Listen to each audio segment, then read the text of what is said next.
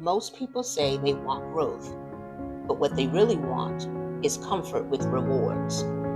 We want the fruit of discipline without the discipline. We want transformation without tension. We want success without failure. We want healing without confrontation.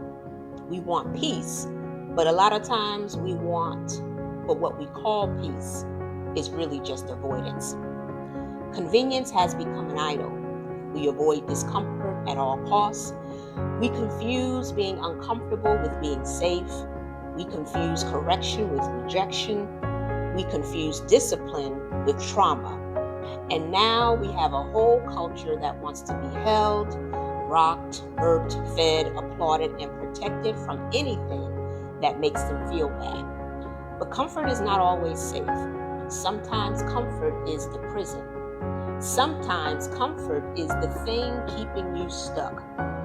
Sometimes comfort is the reason you keep going back to the same unhealthy patterns, the same broken relationships, the same excuses, the same emotional cycles, and the same low level living. So today, we are going to talk about the hard truth when it comes to comfort addiction. Welcome to another episode of Hard Truth, real talk for real growth. I am your host, Jaynee Sasso, and today we are talking about the hard truth about comfort. And when I say comfort, I am not just talking about a soft couch, a good meal, a vacation, or wanting peace in your home. There is nothing wrong with rest. There is nothing wrong with enjoying the fruit of your labor. There's nothing wrong with wanting a peaceful life. But there is a kind of comfort that becomes dangerous. There is comfort that keeps you immature, comfort that makes you allergic to accountability. There's a comfort that keeps you blaming everybody else for what you refuse to confront in yourself. There is a comfort that makes you call everything trauma when sometimes it's just life asking you to grow up. And I know that might bother some people, and that's okay. This is not the podcast where we run from uncomfortable truth. So let us get ready to discuss the hard truth. Addiction can come in many forms, and we're going to talk about that today. So, welcome back. Some people are addicted to substances, some people are addicted to drama, some people are addicted to being needed, some addicted to attention, some are addicted to chaos, even though they swear they want peace. And I believe comfort is at the top of the list. Comfort addiction happens quietly. It doesn't always announce itself. It happens while we are building a life where nothing is supposed to be difficult, nothing's supposed to be inconvenient, nothing is supposed to correct us, and every obstacle is treated like an injustice. Modern life has helped create this. And I'm not saying that all convenience is bad. I like convenience. I like technology. I like being able to get things done quicker. I'm not trying to get back to hunting and gathering my dinner every night.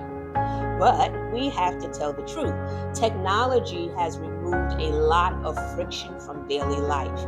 In many ways, that has helped humanity. But in other ways, it's trained us to believe life itself should be frictionless. Think about it. There was a time people had to grow food, gather their food, hunt their food, make things by hand, write letters, wait for the mail, and wait for the news. When I was growing up, everybody did not have a cell phone. Matter of fact, I lived at a time where cell phones were non existent. You just had a very regular old landline. And so if you were not at home, you did not get the phone call. And then we came out with answer machines. And then you could leave a message and somebody could tell you they were trying to reach you. And that was technology. The television actually went off and played the national anthem at the end of the evening. And you had to wait for the morning news or the 5 o'clock news to know what was happening, unless you had time during the day to read the newspaper. And we were just not being mentally stimulated every second of the day. Then came the microwaves and the instant food and the instant gratification. I remember listening to the radio. A New York minute was what was coming at you. Everything was faster, everything was easier, everything was right now. And now we have social media. We scroll and scroll, and our brain is being fed content all day long. One dopamine hit after another. Entertainment, outrage, drama, opinions, images, notifications, and after a while, silence feels foreign. Waiting feels painful. Effort feels unfair. And discipline feels abusive. And anything inconvenient starts to feel like something is wrong. And that, my folks, is comfort addiction can make adults behave like babies. We just want to be held, rocked, burped, well fed, and taken care of. We want somebody to remove every hard thing, every uncomfortable feeling, every difficult conversation, every moment of accountability. We avoid people who challenge us. We avoid environments that stress us. We avoid conversations that force us to think. We avoid discipline because discipline tells us there is something in us that has to be trained. But here's the problem. When we avoid every discomfort, we weaken the very muscles we need to survive in life. Resilience disappears, curiosity disappears, discipline disappears, personal responsibility disappears. The willingness to try new things disappears. The ability to sit with hard emotions disappears. And now we live in a culture where inconvenience is treated like oppression. Everything that makes us comfortable is called toxic. Everything that corrects us is called trauma. Everything that requires effort is called unfair. And everything that challenges our emotions is treated like danger. But discomfort is not always danger. Sometimes discomfort is development. Let me say this clearly. Discomfort is not trauma. We've overused that word trauma to the point when someone says they were traumatized, you don't even know what that really means anymore. When I was growing up, trauma meant abuse: physical, emotional, verbal, sexual abuse. Every extreme circumstances that went beyond normal life experience. Trauma was not being told no. Trauma was not having chores. Trauma was not having a curfew or your parents refusing to buy you a toy. Trauma wasn't losing a game. Trauma was not your teacher correcting you or someone telling you that you needed to do better. Now, let me be clear. I'm not saying people don't have pain. I'm not saying children don't have real emotional wounds. And I'm not saying that parents always get it right. I'm not dismissing real harm. But what I am saying is when we call every discomfort trauma, we weaken people. We make them afraid of the very things that are supposed to develop them. A baby learns to walk by falling. A child learns to ride a bike by maybe possibly falling. I know I did. But if you had a good parent, they did not say, oh no, never ride again because falling hurts your feelings. They said, get back up and try again. I remember my dad holding the back of my bike and running behind me until one moment I thought he was running behind me and I looked back and realized he wasn't there. And I just kept going. And the time that I fell, he did not run over to brush my knee off. And that wasn't cruelty, that was development. Muscles grow through resistance, right? So character grows through adversity, faith grows through uncertainty, and resilience grows through doing hard things you did not know you could do. One of the biggest ways comfort addiction shows up is in how we avoid failure. But failure is one of the most valuable resources if you know how to use it. Failure gives us feedback, tells us what we are ready for and what we're not ready for. It tells you where you need discipline, where you need maturity, where you need more information, and where you need to stop just downright pretending. When my daughter, I remember her last year of high school, we decided to try dual enrollment. And that means basically that she was taking her regular high school workload along with some entry level top college courses at the same time. And so it's a way to get a head start in college while you're still in high school. And she failed the college courses. Her high school work was fine, but the college courses, she failed. She wasn't ready. And now, was I upset as a parent? No, not really, because the failure taught her what was important. It showed her that she was not ready for college yet. And not every child is ready at the same time. Not every child develops at a different pace. That failure became feedback, and that was one of the greatest lessons that I wanted her to learn. It became a starting point for her to think deeper about who she was, what she was good at, what she wasn't ready for, and what direction she should take. It gave her a chance to make a wiser decision instead of just following what everybody else was doing, right? Most of us just graduate high school and go to college because that's what we're supposed to do. She decided to go straight into the workforce, learn more about herself, decide later if college was the right tool to help her refine what she was good at. And let me tell you something, that failure may have saved her from unnecessary debt. Why spend money taking out loans for something you're not ready to finish? Why rush into a system just because culture says that's what you're supposed to do? Sometimes losing is not the problem. Sometimes losing is the lesson. Even for me, when I went back to college, I believe somewhere around my late 20s, early 30s, the experience was different. It was much more rewarding than it had been when I had gone earlier because I had lived enough life to understand the material that I was learning differently. I had failures, I had struggles, I had feedback from life. I could tell the difference between theory and reality. I have both an accounting degree and a master's degree in business administration. Accounting is really just about organizing financial information so people can interpret it consistently over time. But business administration, as an entrepreneur, I could see very quickly that a lot of that was just book theory and that some of the professors had never even started a business. They could teach the material, but they had not lived the material, right? And so because of that, I could take what was useful, separate theory from real world application, and make the most of my education. That's what failure and life experience can do. They can give you context.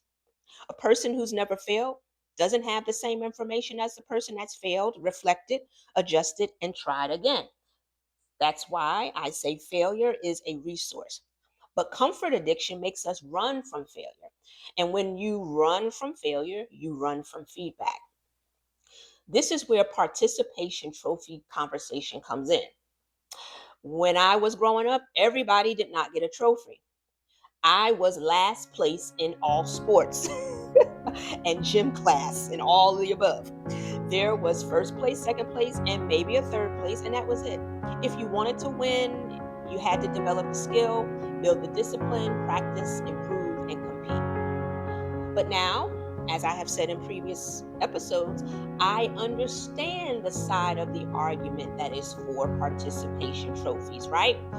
Some well meaning people thought participation trophies would encourage children who felt left out or had low self esteem. They wanted to level the playing field. But here's the hard truth, when you reward participation the same way you reward excellence, you confuse people.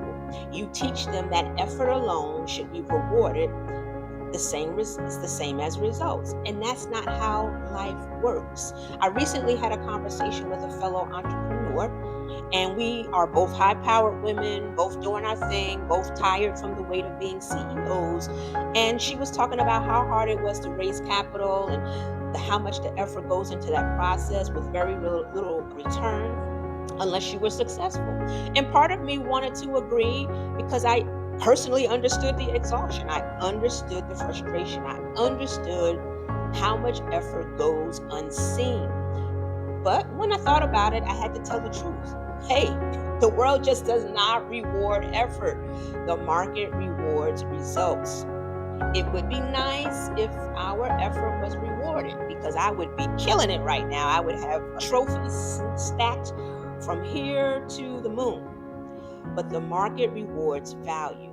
The market rewards execution. The market rewards outcomes.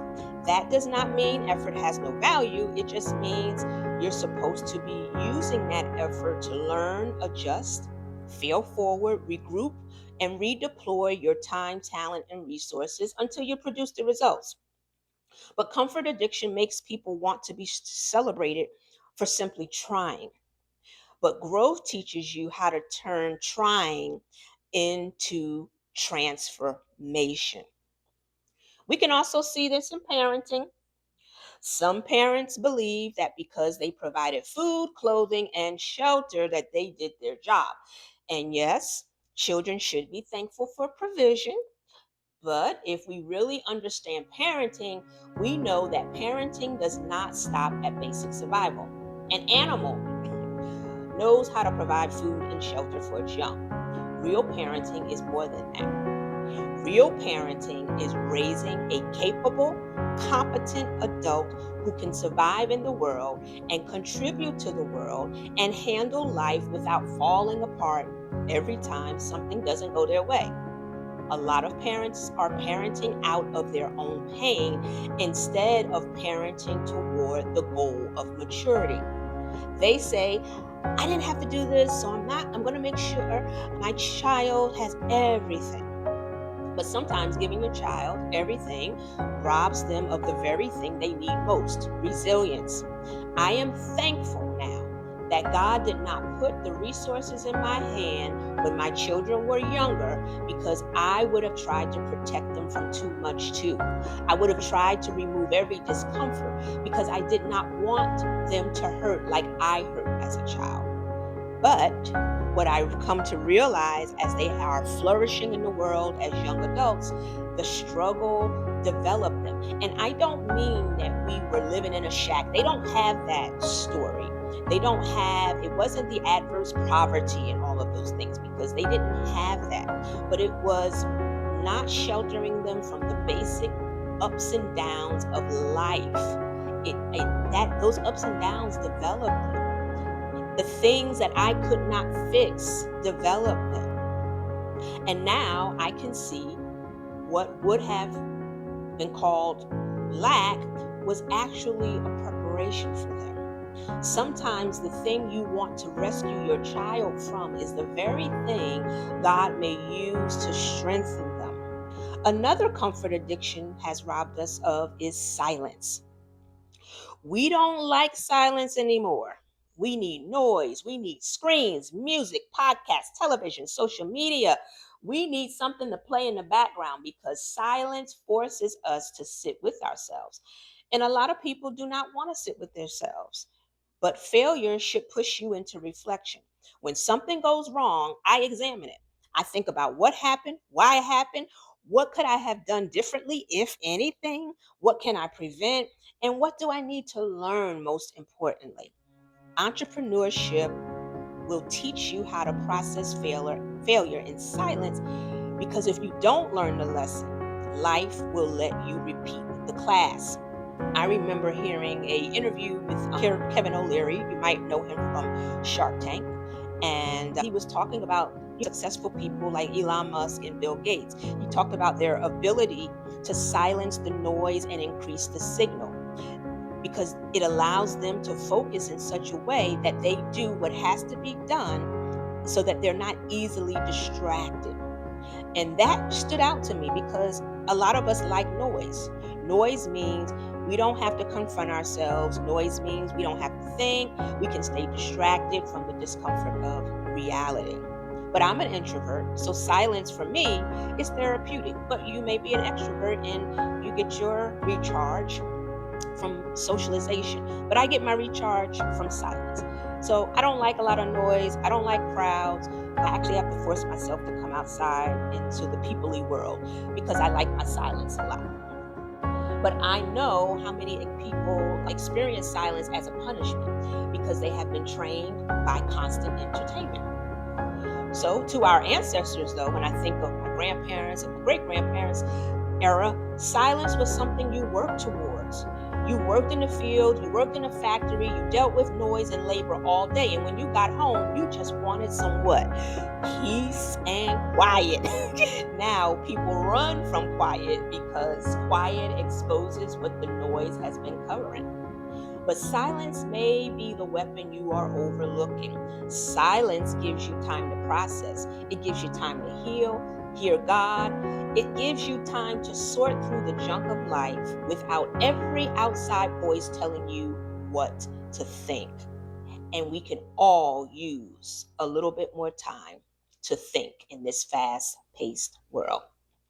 So we're going to pause right here because I want you to really think about it. Are you uncomfortable because something is harmful? Or are you uncomfortable because something is challenging the part of you that really doesn't want to grow? So we're going to take a quick break, get you some water, stretch, and when we come back, I want to talk about how comfort can become a prison, especially when familiar dysfunction feels safer than unfamiliar freedom. Welcome back. So let us talk about comfort versus growth. Real growth, it requires stretching. And we know this. We know muscles go through resistance. We know character is going to grow through adversity. We know faith grows through uncertainty.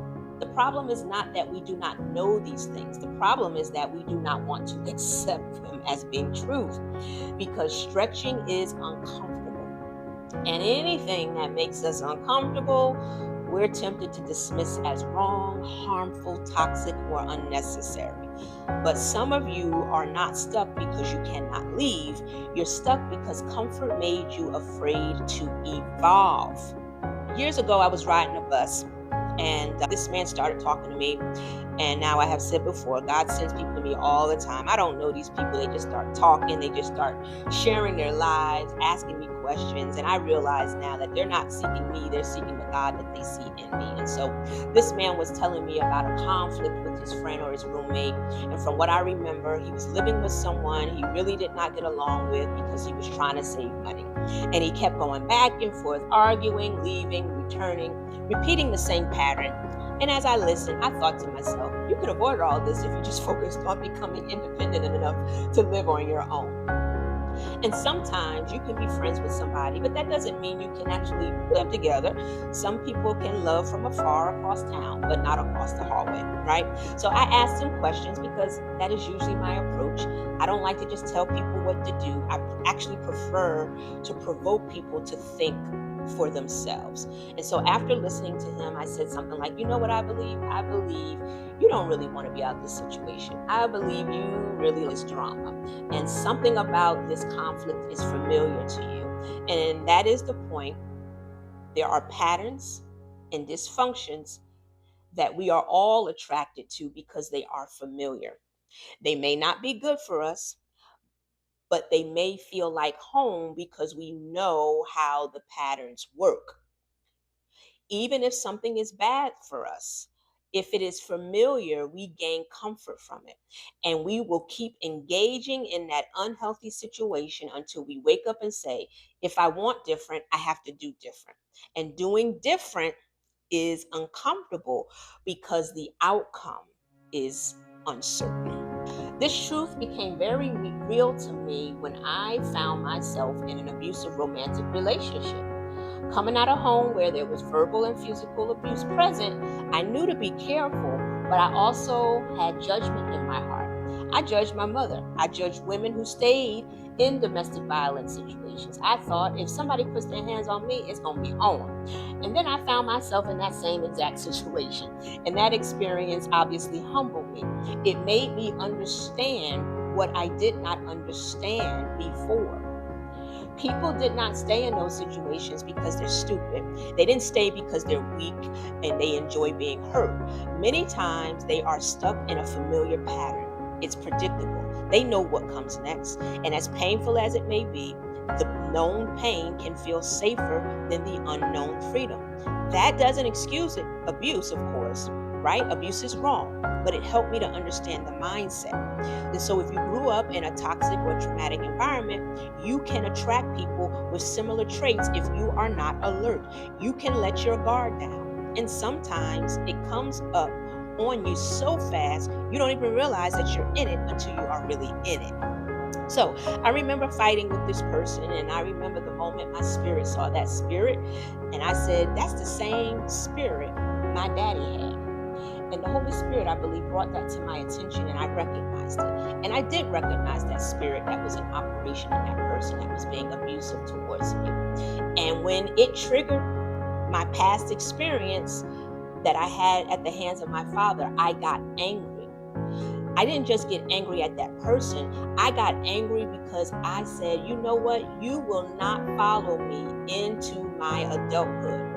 My father had been at that point removed from my home when I was about 12 or 13 years old. So my father and I had been estranged until my young adult years. So when I was getting ready to start my adult life, I refused to go back to my childhood. It was almost like I went back in time and had to shake myself because I had been removed from that environment for so long. I had experienced peace. I think I shared in a few episodes ago that I had gone to boarding school. And that was, I believe, God's saving grace because I was completely removed from that environment. So by the time I met that demon again, I was not trying to go back. And let me say this, you can be so desperate for love and attention that you ignore what God is showing you.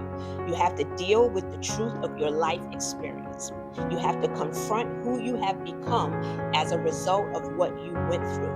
And man, let me tell you, it ain't always going to be pretty because it wasn't for me. I am still embarrassed by a lot of things that I said and that I did and how I showed up in the world back then. And so, even if what happened to you was not your fault, it's still your responsibility to address how you respond to it. So, when you are a child, you don't control your environment. Adults control your environment. So, it may not have been your fault, but it's your responsibility to acknowledge it, confront it, and do the work so it does not repeat itself for the rest of your life. All right? Think about that. So, from that, I learned don't be so quick to judge people. Forgive your mama for what you thought she should have did and or didn't do. Forgive your daddy, forgive your sister, forgive everybody because you do not know what environment they came out of. I've learned that healing is like peeling back layers of an onion. I went through different layers of healing at different stages of my life. Even today, I still recognize areas where God shows me that no, you still have this little area over here. That is why I have an issue when people use the word trauma loosely, because real trauma hurts you at the root of who you are. It can take years, and I would argue a lifetime to pull back those layers. Being told no is not the same thing as being abused. Having chores is not the same thing as trauma. Not getting everything you wanted is not the same thing as having your childhood wounded at the root. Again, I'm not saying people don't have pain, but we need wisdom. And then we need language that is honest. We need to stop putting normal life discomfort in the same category as abuse. Because when we do that, we're creating a culture that cannot tell the difference between pain that's harming us and discomfort that is growing us. Now, let me say something that may and probably will be a little controversial. I love human psychology. I believe therapy can be helpful. I've gone to therapy. I've pursued a psychology degree. I've studied psychology, even when I wasn't in school. But I believe good counselors and therapists can give you good tools. And I also believe that people do need help processing real trauma. But I don't like the extremes that I'm witnessing in our society today. A lot of psychobabble coming from well-meaning counselors and therapists in our culture has taught people to label everything, diagnose everything, and turn normal life experiences into illness. Now, let me pull from my healthcare executive background. And this is what I love about life and growing older when you are open to new experiences is your point of context, your knowledge base grows, and therefore your lens around how you observe and perceive life is so much broader. So, from a healthcare lens, I understand something most people do not think about. In the healthcare billing systems, professionals often need a diagnosed code in order to bill and get paid. The system is designed around diagnosis. So we have to have at least be honest enough about that. How much of what we are calling disorder is actually normal human struggle that has been labeled because the system requires it. It demands it, right? You are incentivized to create diagnosis in order to feed the financial system. So I'm not saying that every diagnosis is fake. I'm not saying that at all. But I'm saying we need to use discernment. Some people need clinical care, like me. I needed therapy. Some people need medication. I never had to take medication because when I was going to therapy wasn't even something that most people did at that point. And so obviously diagnosis and all that, unless you had a major mental disorder, was not even discussed. It was more or less you coming in and sorting through your traumatic issues. And so medication was usually reserved for people with severe mental health diagnosis. And so do some people need medication? Do some people need intervention? Absolutely. But what some people need is actually discipline, accountability, a healthy dose of truth, and they need to stop using mental health language to avoid responsibility. Some people need to stop confusing discomfort with trauma. So, as I've gotten older, I have moments of nostalgia.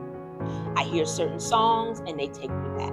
For example, one of my favorite songs is Tears for Fears. Everybody wants to rule the world.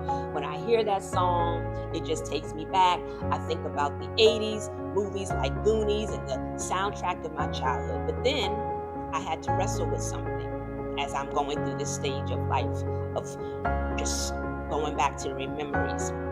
That was one of the worst times of my life because I was suffering at the hands of the abuse of my dad, right? And so I didn't know how to reconcile the fact that I enjoyed certain aspects of my childhood, but certain aspects I did not. So how can I feel nostalgia for a season that also hurt me? And you know what? The Lord showed me, because two things can be true at the same time. I don't know the author because I can't remember my English literature, and they don't even teach this stuff in school anymore, but I think it was Charles Dickens, a story written by Charles Dickens that starts off with, "It's the best of times and it was the worst of times." Put it in the comments if you remember what author and what literary work started off with that. But that was the truth. That is the truth a lot of people can't handle anymore. We want to make everything all good or all bad. We want simple labels because complexity makes us uncomfortable. My father was not a monster every single day I woke up. There were moments when he was a good dad. There were things he taught us as little girls growing into women. He was the one that taught me about entrepreneurship. He was the one that taught me how to be a leader. He had little sayings that still pop up in my mind today. And so there were things I learned from him. My mother wasn't perfect, but there were things I learned from her too. I learned how to run a household. I learned how to cook. I learned how to work and balance taking care of my children. So two things can be true at the same time. There can be real harm, but there can also be real things you receive. There can be pain, but there can also be lessons. There can be trauma, but there can also be moments of beauty. And this is why I don't like reducing people to labels, because humans are complex.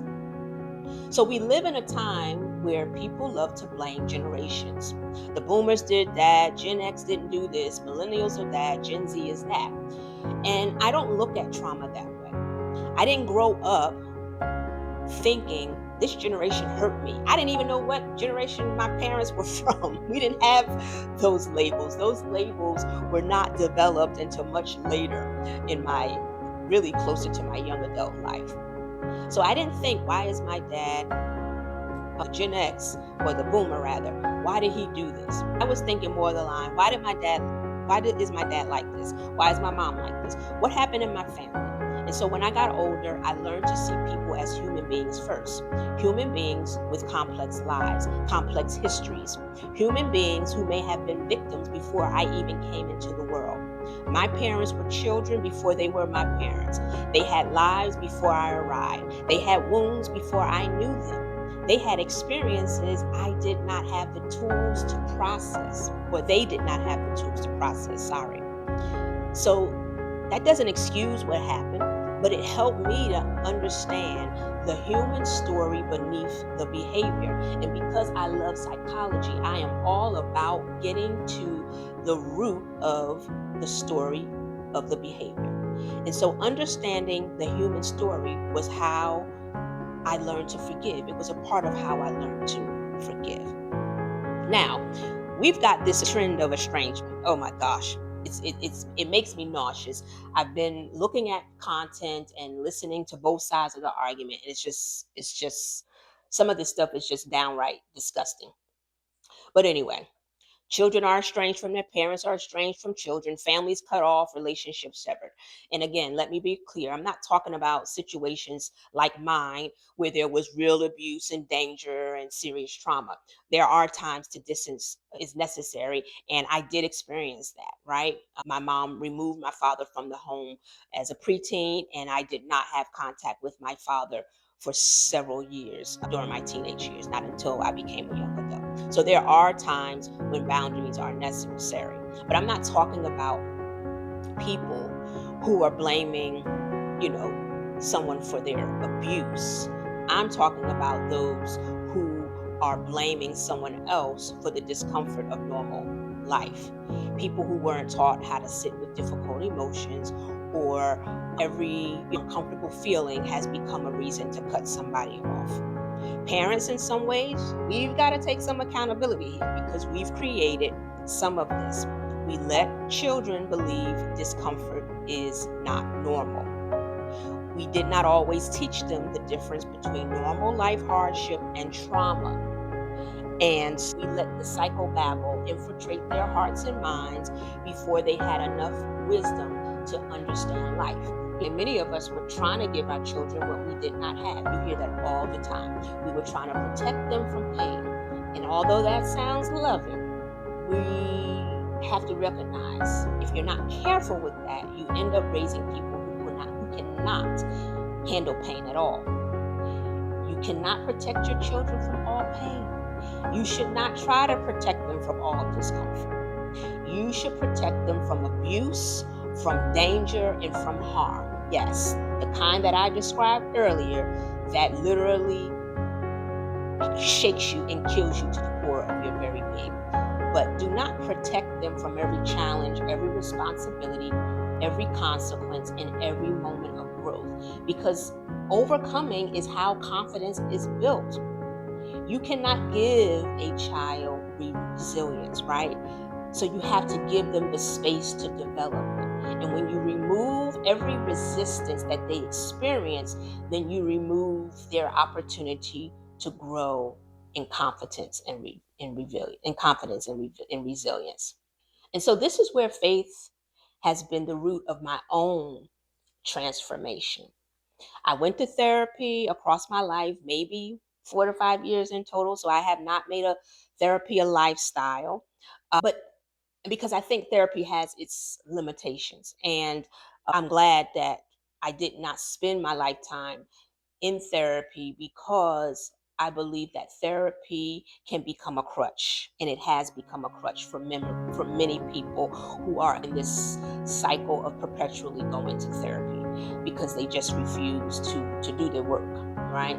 But therapy, it did give me tools. It helped me to understand how trauma affected my brain. I still read a lot about childhood trauma because I'm still trying to unpack the damage that was done and better understand myself and my behaviors, and where there are areas in my life where healing still needs to take place, right? It helped me to understand why I had anger, why I had outbursts, why certain memories would replay like a tape recorder in my mind, and even why some memories almost are not even there. But therapy, it wasn't enough to transform my heart. It could help transform my emotions and how I process, but it couldn't transform my heart. And your heart, honestly, is the filter of your very being. And I don't mean your physical heart, the flesh of your heart. I'm talking about your mind, your will, and your emotions, your spirit. And that is where my faith came in. The Bible says we are transformed by the renewing of our mind. And so even if you're not a believer, you can appreciate the principle, because transformation requires a renewed mind. I learned that the world has labeled it as neuroplasticity. I had to rewire my brain. I didn't have the language when I first started my healing journey, but eventually I recognized that it was the process of neuroplasticity that allowed me to evolve on how I think. And what information did I use to create new neural pathways in my brain? It was biblical principles. And so you have to change the way you think. And when your thinking changes, then your emotions change. And when your emotions change, your behavior begins to change. And guess what? When your behavior changes, the reality of your life begins to change. But it really starts on the inside. I had to ask God to deal with my mind, my will, and my emotions. And I remember specifically praying, Lord, I want off this emotional roller coaster. Please give me some stability. I am suffering as a result of this up and down. I didn't want to spend my life that way. I didn't want to spend my life controlled by extremes in my emotions. I wanted stability in my inner world, and I recognized that only Christ could give that to me and not a therapist. And so I learned that transformation, it follows pattern: death, burial, resurrection. There are old patterns that have to die, old behaviors that have to die, old beliefs that have to die. And then you bury them. And that means you disconnect from them. You stop embracing them. You stop keeping them alive because they feel familiar. Then you cling to a new belief, a new truth, a new way of thinking. That is where resurrection happens.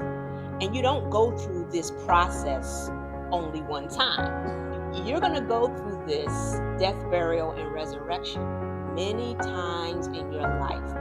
Layer after layer, season after season, growth after growth.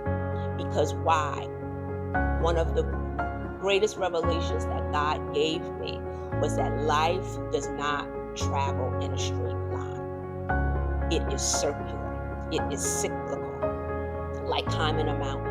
You go around, but as you go higher, the mountain narrows. And so you come back to certain lessons, but you see them from a higher place. And then that means the experience of the discomfort that you feel as you're growing, it becomes shorter. That process gets shorter. You get through them faster because you've learned something from the last time you were around. And that is growth, my friends. And that is a powerful place to be. So one problem with traditional religion, no matter what it is, that you are reducing God to a list of do's and don'ts. And if you do this, you're going to miss out. You're going to miss out on the opportunity to truly be transformed. There is some truth to obedience, right? To the reality of the spiritual realm responds to certain behaviors, but that's not the whole story, because God deals with us individually, because we all have different assignments, different capacities, responsibilities, and wounds.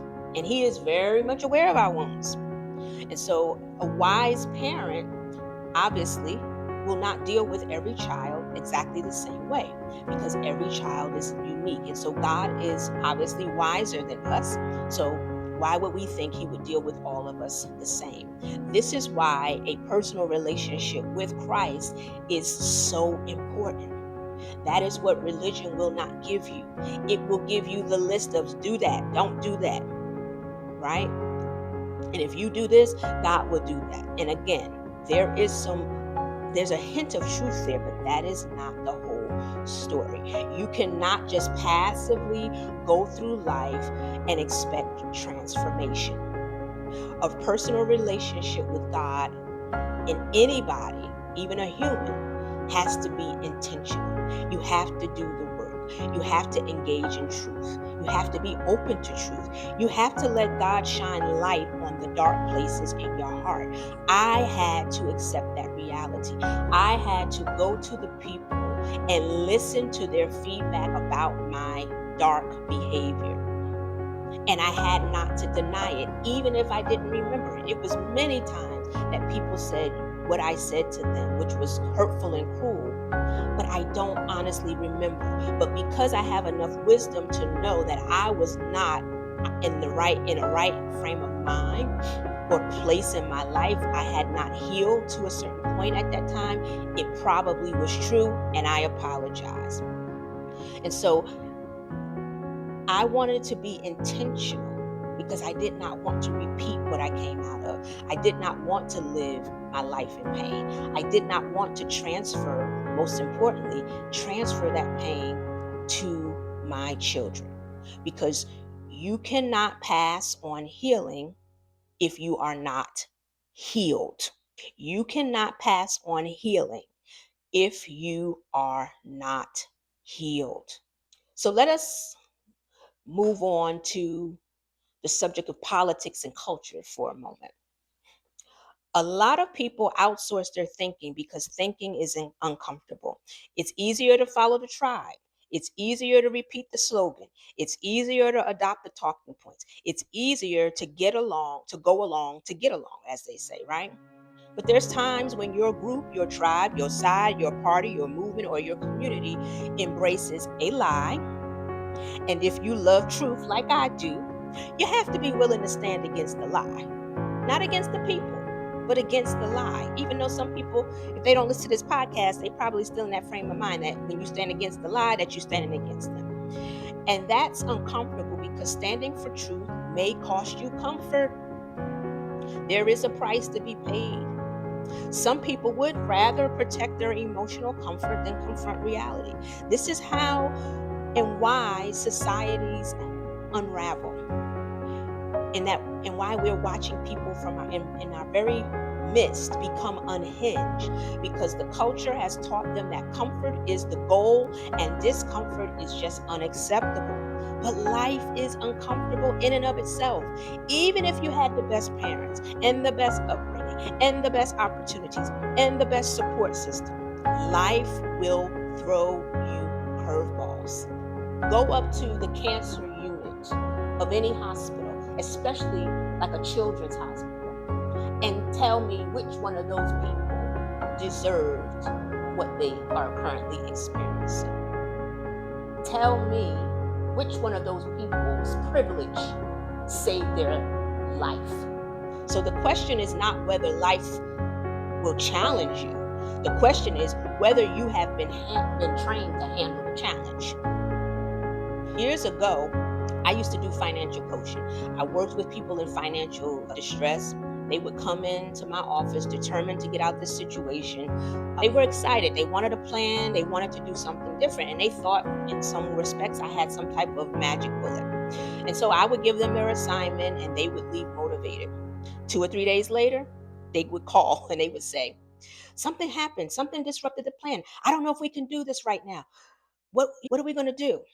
And I was never surprised, because I had worked with enough people and had experienced enough in my life to know that when you set out to do anything that's going to advance you, enhance your life, or transform your life, is going to show up to challenge you to see if you really want it.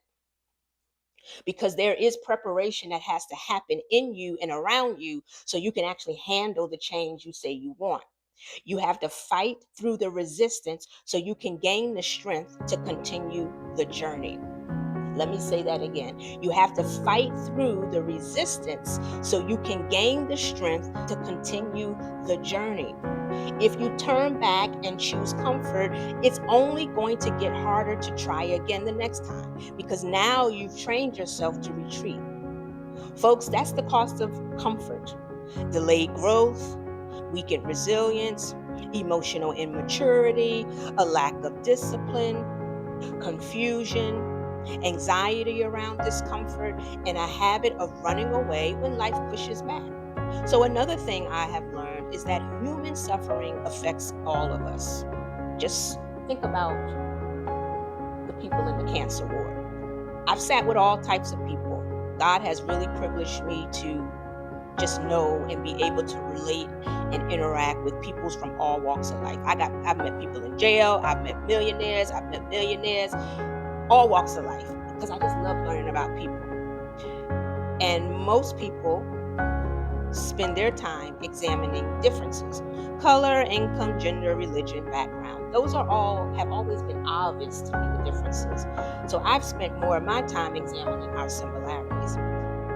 And one of the biggest similarities is human struggle. You're free to debate whose suffering was worse, who compare wounds and argue over whose trauma deserves more attention. But at some point, we have to acknowledge that the impact of human suffering is deeply individual, right?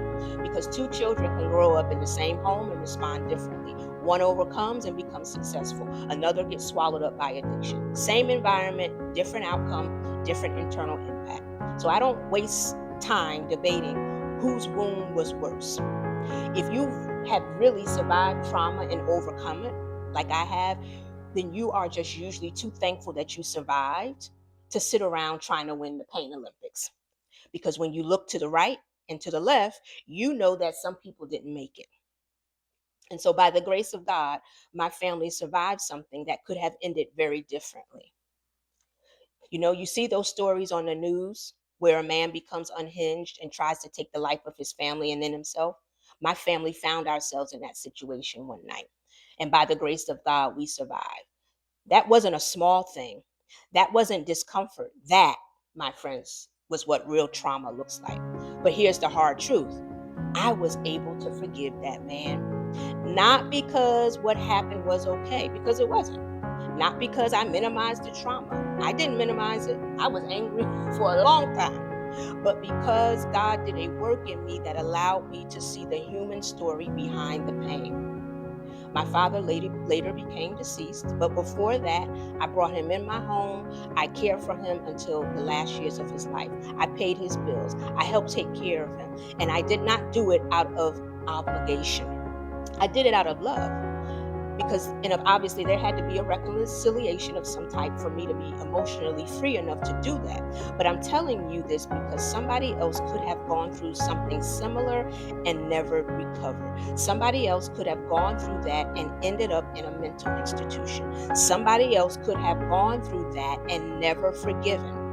The impact of trauma is different for everybody. So when someone overcomes, don't assume that it means that it wasn't that bad for them. Sometimes the person who overcame paid a price you never saw, because there is a price to pay to stay in trauma, and there is also a price to pay to overcome it. But if you want to be free, you have to pay the price of healing. So because of my trauma, I had developed what we would call a savior complex. And I learned that when children go through trauma, many of us take responsibility for everybody's feelings and situations. We become the sacrificial lamb. We try to manage the room. We try to prevent pain. We try to save everybody. I had to undo that thinking because it was very detrimental, not to me as an individual, but also to my own family as I became an adult. Because what I ended up doing was trying to save the people that I loved from discomfort. And when I tried to save people from discomfort, I robbed them of the opportunity to grow. I was trying to help, but sometimes I was doing the opposite of helping. Everything comfortable is not healthy, and everything uncomfortable is not harmful. So I had to adjust my own understanding about pain and discomfort. Think about the eagle and the eaglet. When the mother eagle knows the baby needs to fly, what does she do? She takes the eaglet up to the high place and drops it. And that eaglet has to learn how to fly. They better learn quickly. And some people in our modern civilized world would say, oh, that is just traumatic. No, that is a normal process of the eaglet becoming an eagle. Have you ever thought that maybe trauma can also be what happens when we don't allow people to go through the experiences necessary for them to grow in character and resilience? Have we ever thought that traumatized potential when we keep people comfortable in immaturity, that participation trophy? It may feel kind in the moment, but what if it teaches a lie? What if it teaches someone they are better at something than they really are? What if it robs them of the season of discovery that failure was supposed to provide? When my daughter failed those college courses, the failure told the truth. And because it told the truth, it protected her from making a costly decision before she was ready. So, truth, it may sting, but lies can destroy your future.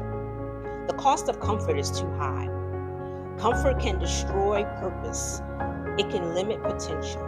It can weaken character. It can isolate people from growth and keep families stuck and keep adults immature and keep children fragile and keep communities blaming instead of building.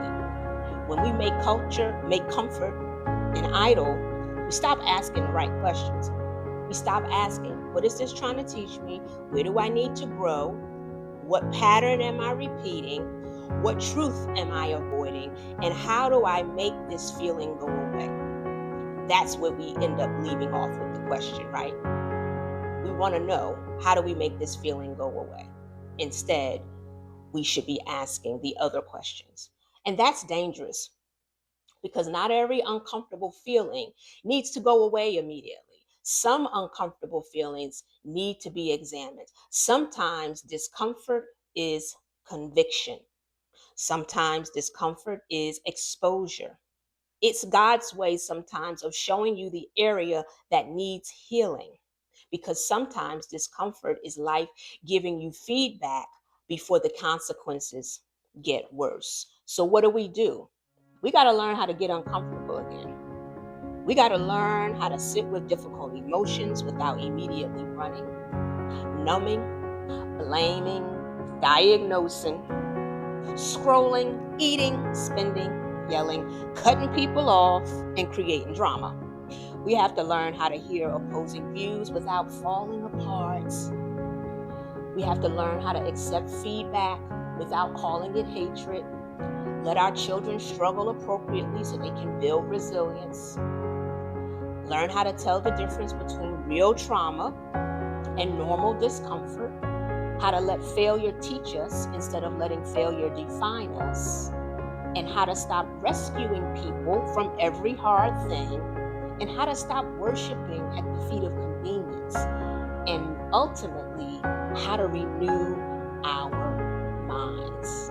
So, maybe the problem is not that life became harder and the previous generations just left us a mess to clean up. Maybe the problem is that we lost our tolerance for discomfort. Maybe we are not more oppressed by life than the generation before us.